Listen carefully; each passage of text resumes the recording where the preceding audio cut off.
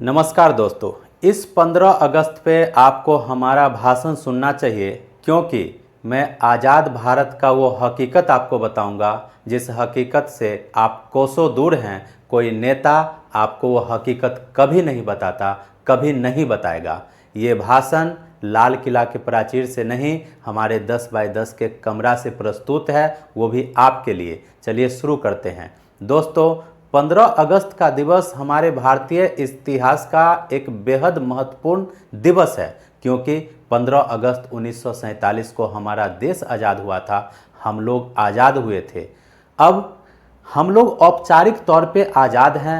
हम अपना सरकार खुद चुनते हैं, अपना नेता खुद चुनते हैं। मगर रुकिए, समझिए, हम लोग औपचारिक तौर पे ही आज़ाद हैं, धरातल पे सच्चाई कुछ और है।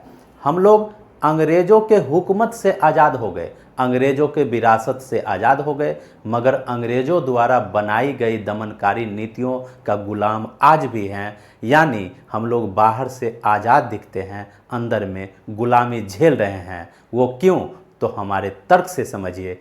तर्क देता हूँ। हम गुलाम हैं उन भ्रष्ट गद्दार नेताओं का जो लोकतंत्र का चोला ओढ़ करके वोट मांगते हैं, फिर संविधान का शपथ लेते हैं, सत्ता में बैठ जाते हैं और सत्ता में बैठने के बाद युवाओं के हक की नौकरी को 10-10 लाख रुपए में बेच देते हैं। फिर हम आपसे पूछते हैं, भैया क्या यही आज़ादी है जहाँ पे युवाओं की नौकरी को 10-10 लाख में बेचा जाता हो?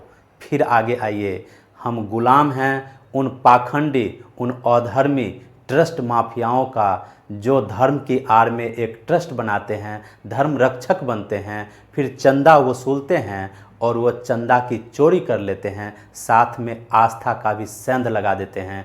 फिर हम आपसे पूछते हैं, भैया ये कैसी आज़ादी जहाँ पे लोगों का, आम जनमानस का आस्था भी महफूज नहीं है? हम गुलाम हैं उन दोहरे चरित्र वाले पुलिसिया तंत्र का जिसमें हमारे देश में खूंखार आतंकवादी अजमल कसाब का सरेंडर करवाया जाता है और समाज सेवी भरत तिवारी का एनकाउंटर कर दिया जाता है। फिर हम आपसे पूछते हैं कि भैया ये कैसी आज़ादी जिसमें सवाल पूछो और गोली खाओ?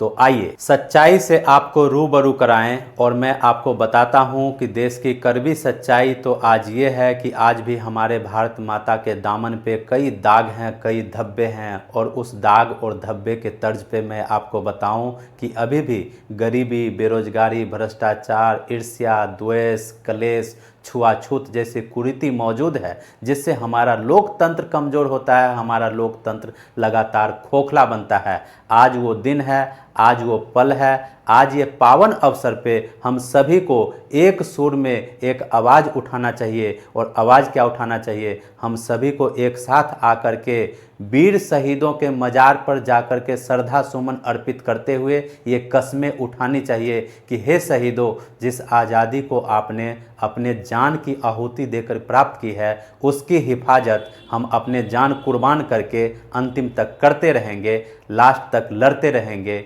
हम करते रहेंगे। जय हिंद, जय भारत।